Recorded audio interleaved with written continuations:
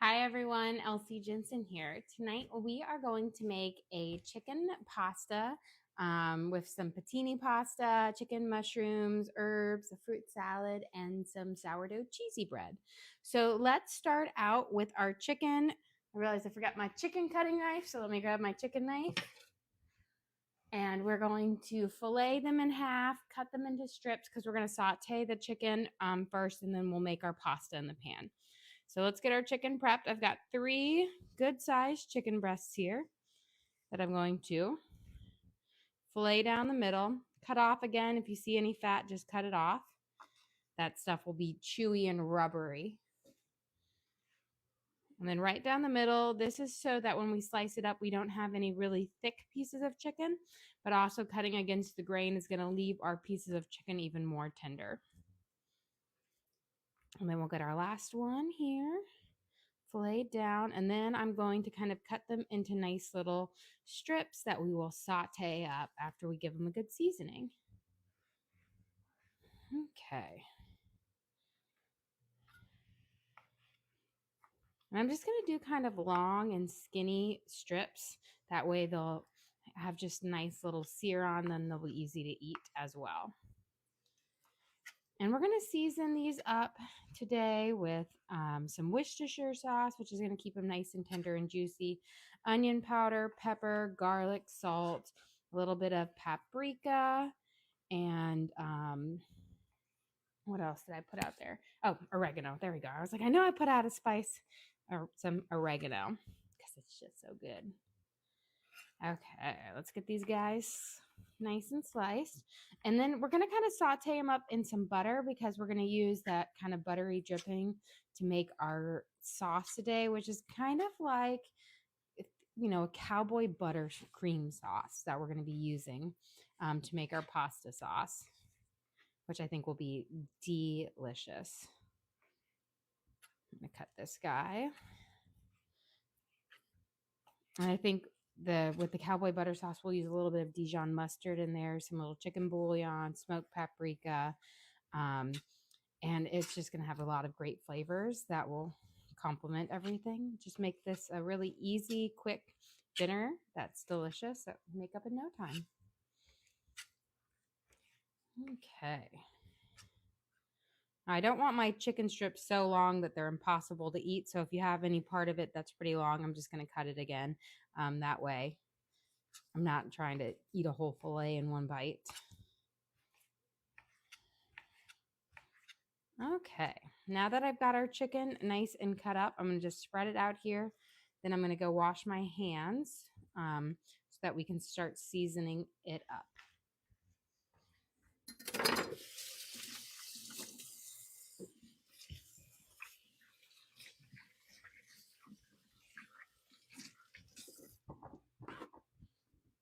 Okay, so to keep this chicken nice and moist and tender, we're going to drizzle a little bit of Worcestershire. The vinegar base of Worcestershire is going to react with the fat in the chicken, the natural fat, and just keep it nice and juicy. It's going to help it break down, and it just makes it so delicious. So probably about like a tablespoon and a half just dropped all over. And then we're going to give a good coating of onion powder. This is going to give it a nice little crispy edge and, again, a lovely savory bit to it. Here we go. A nice good drizzle over. And I would say I'd probably use close to a tablespoon of it. We're going to get some of our butter ready to go into our pan here. I'm putting in about 3 tablespoons to start with, but we'll add a little bit more later when we do our vegetables and whatnot. But it is a kind of a Cowboy butter cream sauce, so you want butter as your base for it. Then we're going to use dried oregano, and we're going to add about, I want to say, 1.5 teaspoons of dried oregano. And here we go. Kind of just make sure you get a good sprinkle all over. We've got some paprika here. You can use smoked paprika if you have it as well. And we're going to use about 1 teaspoon. Not too much, but this is going to give it a lovely color and just has a very wonderful mild flavor to it. And then we have some ground black pepper. I'm going to do about 1/2 teaspoon. Not too much. I don't want it too strong of a pepper flavor, but you need it. If you want it to be more of a kick to it, you can definitely add in some cayenne pepper. That will make it a bit spicy and give it more of that, cowboy zing to it. And then we're going to sprinkle some garlic salt over. We're looking about 1.5 teaspoons of this. So we've got our nice seasoned up base. Let me I've got my tongs right here. I'm going to take my butter and kind of coat all the way around my pan with it. Here. And then I'm going to turn my water up all the way to high now because we're going to drop our pasta in there to start cooking. And today we're using pettini pasta, which is pretty cool. It's kind of like little curled up noodles on here, but they'll be add a pop of color. And I think they'll really kind of take in that cowboy butter.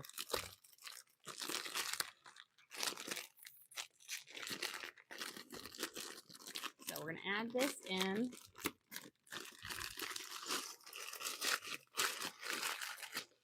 It does not want to open for me. There we go. So let me get my pasta spoon, and then we're going to give it a good toss. And then I'm going to salt the water because we are going to use a little bit of that starchy water that's left over in our pasta sauce in there. That way you don't have to use quite as much cream to get the liquid amount, but that starchiness will give it a nice velvety texture.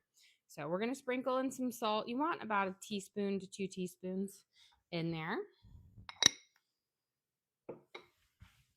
And we'll let that come to a nice boil. Okay, I'm going to turn my pan down here to about 5, so medium heat, because with butter, you can't cook quite as high as with oil because you have those milk solids, which will burn if you leave them, too unattended for too long on such a high heat. So let me just toss my chicken here and all of these spices, and then we are going to drop it into our pan. Luckily, this is a pretty big saute pan. This is the 6-quart saute pan from All-Clad. So I should be able to get all of this chicken in here. But if you have a smaller pan and you can't fit it all on one layer, then just do it in batches because you really want to make sure that it gets a really great sear on it so that your chicken is just tasty and delicious. Okay, so now I'm going to start adding it in. And again, trying not to have it, touch the other ones quite as much. Okay, if there's a little bit of touching, but again, they each kind of need their own spot to saute on here. So if I can get it all in here on one round, I will. But don't just stack it up on top of each other because then what you're going to get is a tougher chicken that doesn't have as nice of a sear on it or a saute. There we go.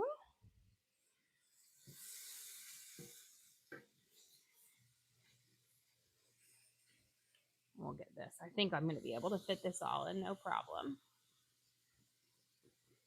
And this is going to, what it will do is it's going to give this just nice kind of tasty bits that will get stuck on the pan as it cooks, which is why we're sauteing the meat in here first, is because those little tasty bits, those little crispy bits are going to really make this chicken, like the pasta sauce, delicious.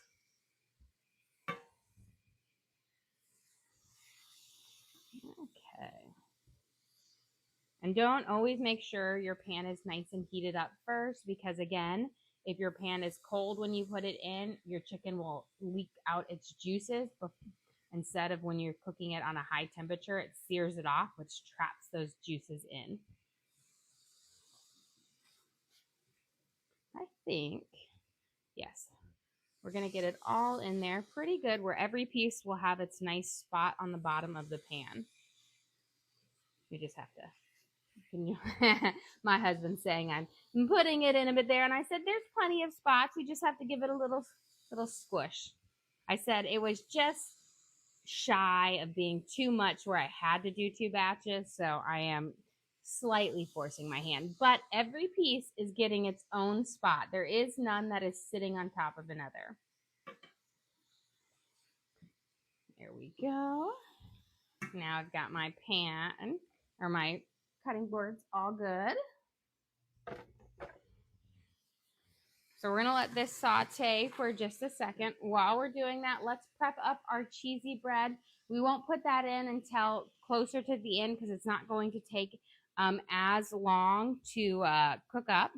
But I'm gonna cut my loaf here. This is left over from the other day in half. And then we're gonna just cut some nice strips on here, which we will then spread some butter on. And we're gonna just put in the air fryer setting of our oven so it can kind of melt up and toast up. And it's just a great way to use leftover sourdough bread in a slightly different, way. There we go. And okay. So then what I'm going to do is I'm going to spread some room temperature butter on it. And then we'll sprinkle a little bit of garlic salt, some Italian seasoning, and put our little mozzarella cheese on it. And this will be great to dip in some of that like residual pasta sauce that we'll have left over, as well as just a nice little tasty treat.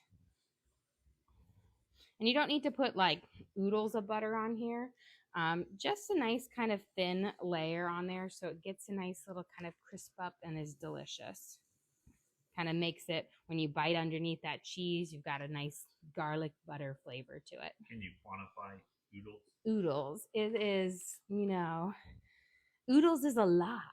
And we just need, a pinch, a tidbit. Just a smattering of butter. I feel like I should make a cookbook and all of my measurements are going to be very abstract measurements. Let's give our noodles a little toss here. As you can see, they're like expanding and curling up, but it's kind of nice because when you put them, they'll like get that cowboy butter inside and will add just some great flavor. Okay, we're looking like my chicken is definitely ready on some areas to flip it over. And look at that beautiful golden brown kind of sears on it. That is what you're looking for. That's got all that flavor that you want in here. And I will say, when it's time to flip over is when you start to see that like the white part of the chicken coming through and it's not all pink.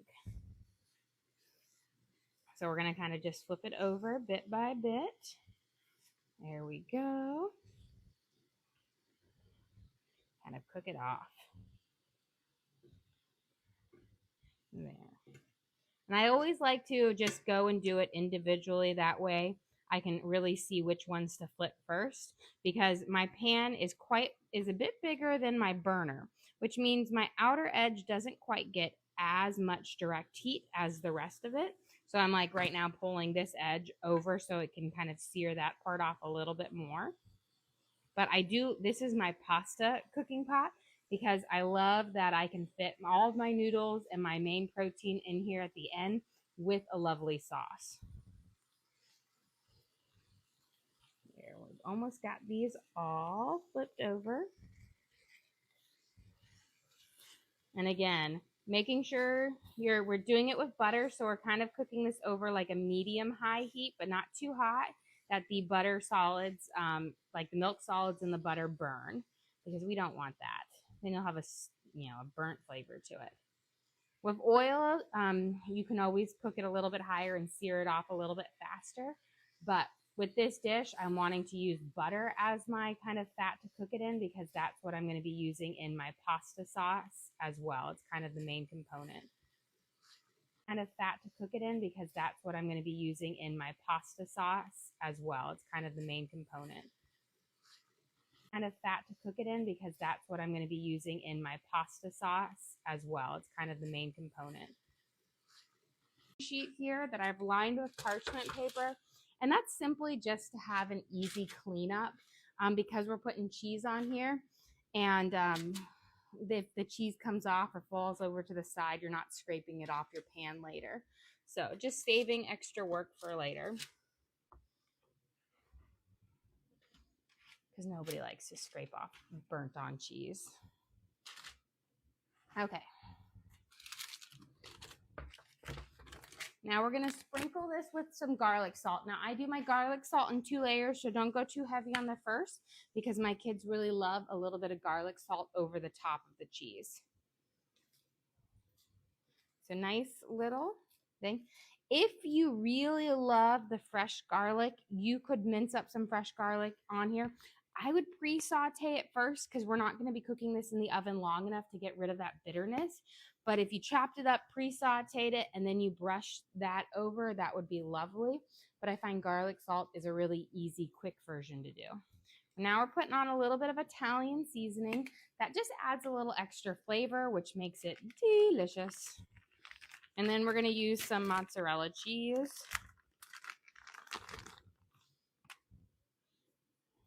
I'm going to put a nice little bit on each one. Now we're going to do, I'm not going to put them in just quite yet. We're doing this on the air fryer, which means these are going to cook up really fast. The air fryer allows that cheese to crisp up and melt quickly, which gives you just that perfect, a soft bread, but with an ooey gooey on the outside and slightly crisp edges. So it just makes it lovely. Because I don't want my bread to get too hard or crunchy that it's hard to eat. So this makes it nice and lovely to eat, but still gives you that bubbly crust. Okay. And then we're going to sprinkle again a little bit of garlic salt over the top and a little bit of Italian herbs. And then we'll go check on our chicken because I think we're about ready to remove it from the pan. Again, you don't want to overcook your chicken to where it gets rubbery. Here we go. It's all looking fairly good. So I'm going to grab a plate here and we'll take it out. And that way we can start kind of cooking up our next part. I'm giving it a nice toss. And then I'm going to grab a plate that we will take this out on.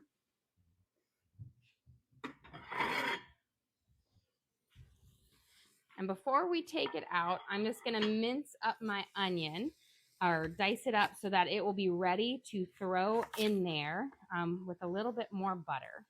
So that way I don't have to wait too long and I don't have to turn off the heat in between. But if I waited too long to get the onion in there, the drippings on the bottom of the pan could burn up. There we go. So I'm going to turn this down to about a 2 while it's just finishing off that last little sear on it.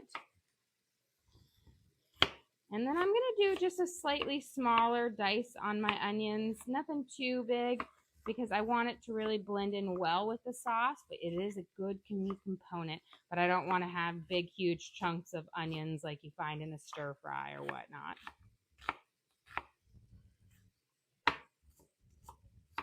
There we go.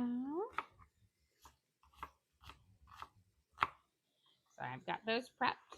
We can start taking off our chicken. Then we'll test our noodles to see if they're done. And then we can reserve some of it. That's stock water before we strain them. Beautiful. Now, you don't want to just keep your chicken in here and then throw in the other stuff because then your chicken will get so tough and chewy. Always take the extra step of removing it from the pan. That's going to allow you to make a better sauce and it's going to prevent your chicken from getting overcooked and really tough. I know sometimes it's like, oh, do you have to do it? And when in my younger years of cooking, I did not do it. And now I do every time because it really does make a difference. Okay. So we've got our lovely sauteed chicken there with our spices, paprika, onion powder, oregano, a little bit of Worcestershire, garlic salt, and black pepper. I put the rest of my butter in here, which is going to make the base for our sauce. Let me check my noodles here. Since these are kind of a wrapped up, curled up noodles, they do take a little bit longer to cook than like a traditional like spaghetti noodle. Still needs like 2 more minutes. And when I'm cooking my noodles, because we're going to be putting them in our sauce, you want to cook them to right at al dente or just a smidge before, so that when they soak up the sauce, they don't get mushy. Okay. I'm adding in our butter here, making sure it's nice and melted. Here we go. And when we add our pasta water, we'll deglaze the bottom of our pan, which will take up all these lovely tasty bits that are stuck on the bottom. And those are just spices, the onion powder or whatnot, but they're caramelizing, which adds just really great flavor to our sauce. So we're going to add in our diced up yellow onion. And a yellow onion, Valdalia, sweet onion, those are all the best for this. Don't use a red onion or a white onion. Red onions lose all of their flavor during the saute process and they get mushy. And then white onions are just a bit too strong. They're better for salsas and dips. Here we go. So let's let those, I've got it up, my heat up to about a 5 now. So while we're waiting for that, let's get our mushrooms diced up, because we're going to have kind of like a chicken and mushroom, because I feel like the mushrooms will go really well with the cowboy butter. And who doesn't love a good sauteed mushroom? Now, before we put our mushrooms in, we are going to add in some garlic to saute up as well. That will add some great flavor to the base of our pasta sauce. So we'll get these nice and sliced up. I'm using baby bellas, about 8 ounces of baby bellas. You could use white button mushrooms. I would not waste a nice fancy mushroom on this dish, because it's going to be coated in a rich sauce that will just, the mushrooms aren't being highlighted. So I wouldn't waste an expensive mushroom. Save your chanterelles for another day, which I feel like soon, every fall, right around this time, is when Costco starts carrying the chanterelles mushrooms, and I absolutely love them. And I do. I paid the $15 for like the 1 pound pack of them, but I love them. They're so good. I make this nice soup with this, wild mushroom soup. And then there's this chanterelle mushroom tart I make. It's just so good. My husband does not like mushrooms, so he does not share my passion with this. I also heard that they're really big Lent advent calendars out right now, and I really want to. I just can't justify spending $200 on an advent calendar, a chocolate one, but I kind of was like, oh, maybe I should. It might be ridiculous, but. Okay, let me grab a ladle here. Remember, we want to reserve a little bit of this starchy broth for our starchy water. This isn't a broth. Our starchy water for our pasta sauce. And you can see it has all that nice kind of starch from the pasta. We're going to do just about I've got like a cup here. We don't need a whole lot, but just enough to add into it so you don't have to use as much cream or liquid to get to your base. And because it has that starch in there from the pasta, it helps thicken it up versus if you try to add in just a regular liquid.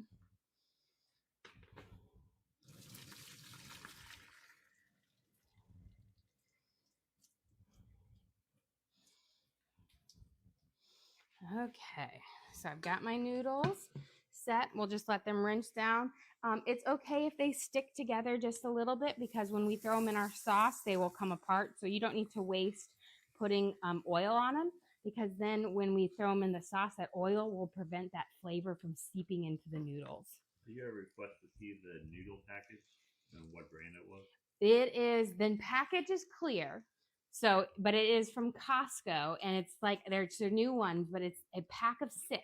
So they have 3 that are different color, like the tri-colored noodles, and then they have 3, and it's from Italy, and it has a bunch of bougie names on it. In just a second, I can grab the big package out of the pantry and show you. It was new this time, and I grabbed it, and I really like it. So I'm going to add a little bit more garlic. I want a good amount of garlic in here. So I added about 1.5 teaspoons.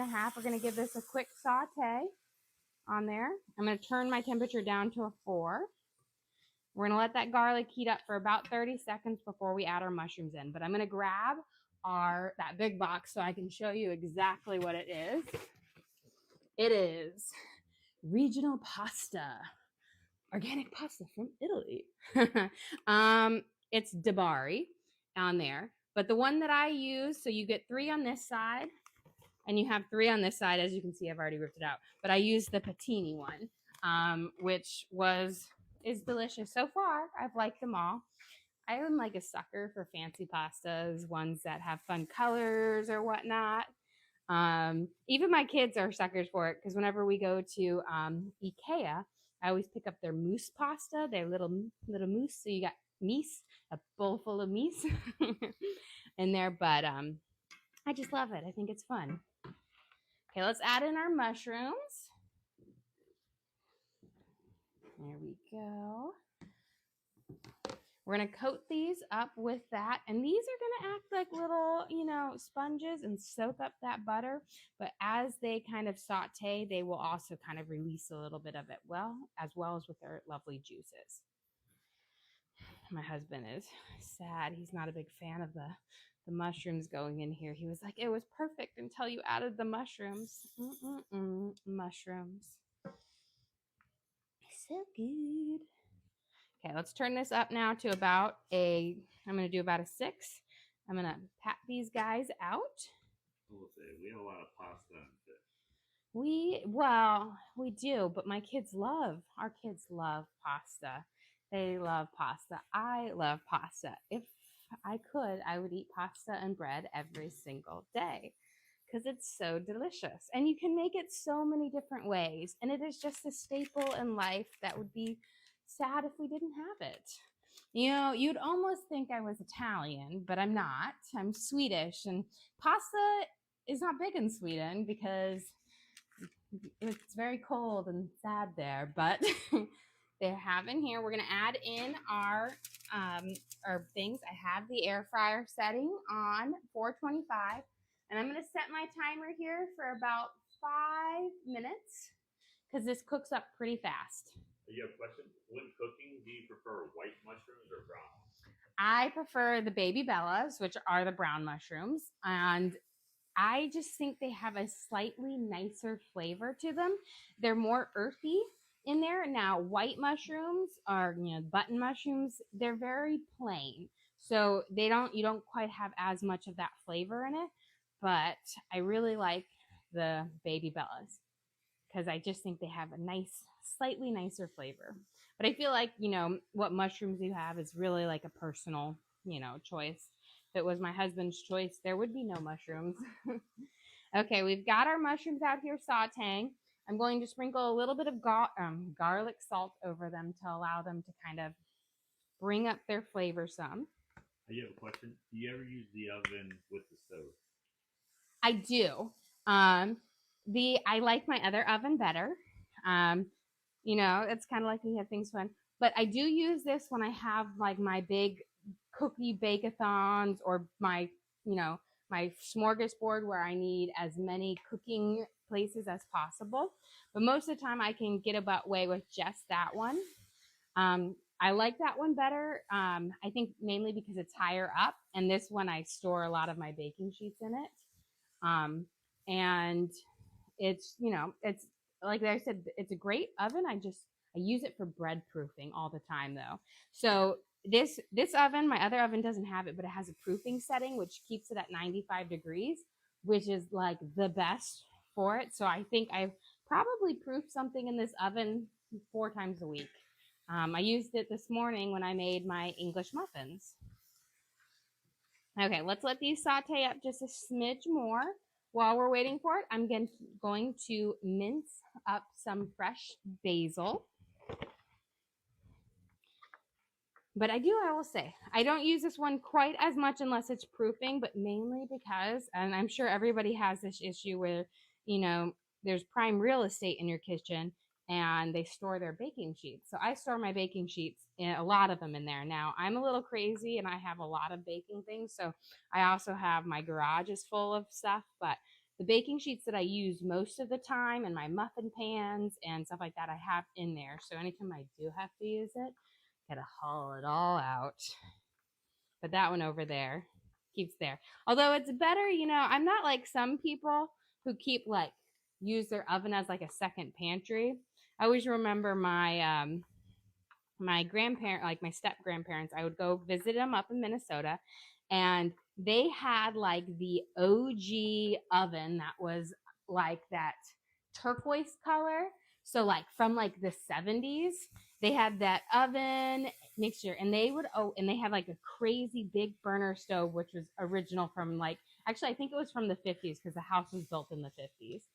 And they had that, and every time I'd go, I remember the first time I went to turn on the oven, and I think I'd never seen them move so fast, but they were like dove across the room because they had like their cereal boxes in there and all sorts of stuff in it. But I mean, it was still kicking. Like 50 years later, it was still working great in there. But it's one of those, if you remember back when they had like the avocado green appliances. This was the turquoise version. They also in their house had a pink bathtub with a pink toilet, a pink sink, and pink tiles. All of it was very, very pink. It's a different time. Okay, we're gonna mince up this fresh basil. We're gonna throw it in here, let it get a quick saute on. And before we do our deglazing with our sauce, and don't worry if you have little tasty bits stuck on the bottom of your pan, you want that because those are going to be caramelized and have a lot of great flavor. And when we add in the rest of our broth here, or the starchy water, it's gonna have so much great flavor. Okay, we're gonna add in a little bit of Dijon mustard. And even if you don't like Dijon mustard, I'm gonna do it. I don't like mustard. But in here, it adds the right flavors. Just about a tablespoon. We're going to do a little bit more oregano, about a teaspoon. A little bit of paprika. And we want these to toast up on there, so they're going to stick to the bottom of the pan initially. But we want that to happen because that's going to bring out their flavors. A little bit of onion powder. Okay, I'm going to turn this down just a smidge. We'll let it simmer while we walk over there and get our cheesy bread out because we don't want that to cook too much. So bring it down low, put it in a holding position. And let's grab our cheesy bread. Look at that. Looking pretty darn good. Nice and melted with a little bit of those bubbles on it. Beautiful. Okay. So we have our gorgeous cheesy bread with our Italian spices, our garlic salt, butter on the sourdough. And we just did 5 minutes at 425 on the air fryer setting because you don't want it to get too crispy. Because you know how sourdough is. If you cook it for too long, it gets like really crunchy. But it will be delicious on there. And that will be perfect for our lovely thing. I'm going to take some chicken bouillon here, about a teaspoon. I'm going to add it into my starchy pasta water. So now I can call it starchy broth. I was just getting ahead of myself earlier. We'll give this a good mix. And now I'm going to kind of mix all of these mushrooms around with the mustard, our spices. You're going to have these tasty bits, but this is where it's called deglazing. So don't think you've ruined it or you have burnt bits on there.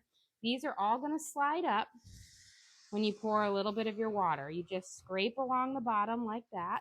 And you see how it's giving our sauce this amber color? That's going to have so much flavor in there. And all you have to do is just scrape your spatula or your spoon and it lifts them up little by little. But that gives the spices a great caramelized flavor to it. And you can see they're almost all gone. Here we go. So I feel like that's something that once you've done it and you realize that you understand that kind of technique, it's just the same thing as like making a gravy. You've got like those tasty little bits on there. But as you can see, they're essentially all gone from the bottom. And we have this just beautiful, rich kind of coloring to our sauce. And those are the tasty bits. Here we go. And this is, so we added in a cup of our kind of starchy broth water with this. And now we're going to add in some of our cream as well. And then it will be time to throw our chicken in and toss in our pasta, and we will be pretty much done with dinner here. Okay, I'm going to put a little bit of my cream in here to take the last bit of that bouillon out, but we're going to just start with like a half a cup. I might use a little bit more, but we'll see. You don't, when you use that mixture of kind of that starchy water with this, you don't need as much cream, but it will still give you this just wonderful texture. And let me get a nice little flavor. Oh, delicious. I don't think I need any more cream. I think I've got a good viscosity to it right now. Knowing that when I throw in my pasta, it's going to suck up some of that extra liquid, which is, again, why we want to cook it too, right at al dente or a smidge before. Okay, let's add in our chicken. We'll save a little bit of the chicken on the side. Yeah, he says he wants it in the sauce. There we go. So we're going to mix it in and coat it all up. And the reason why I like to put the chicken in before I put the noodles is so that it gets enough of that sauce in it as well on there. Now we're going to add in our pasta. Now, again, don't worry if it's stuck like this. You don't want to coat it with oil. What you do is you're just going to break it up. And as soon as it starts touching that sauce, it's going to break apart and it starts going to pick up that flavor. If you try to coat it in oil beforehand to prevent it from sticking together, then it won't suck in all that good flavor. Here we go. Look at that. And then I have a green onion that I'm just going to dice up and throw on the top, a little fresh green onion. Gives you a nice kind of fresh onion flavor. If you have extra basil, you could throw in some more fresh basil. And then, of course, we are going to top it with some freshly grated Parmesan cheese. If you wanted to, you could also throw on parsley. But I would say green onions and basil add a bit more flavor.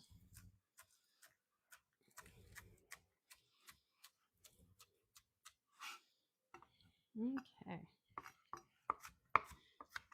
We'll sprinkle these on for this nice, fresh added green. And then I'm going to grate some Parmesan now, and then when we serve it up, we'll grate a little bit more, but I like to mix in a little bit of the Parmesan cheese. A little tickle. So we're going to grate some over. You can also use pre-grated if you want. I will say freshly grated, the Parmesan melts a little bit nicer. It's not as stiff or firm or dried out.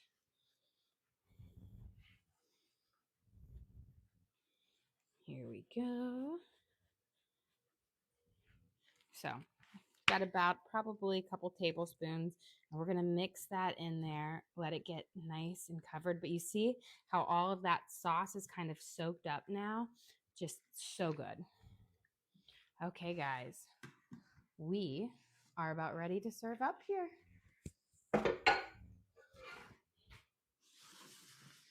Let me slide this guy over here, turn this off, and let me grab a plate.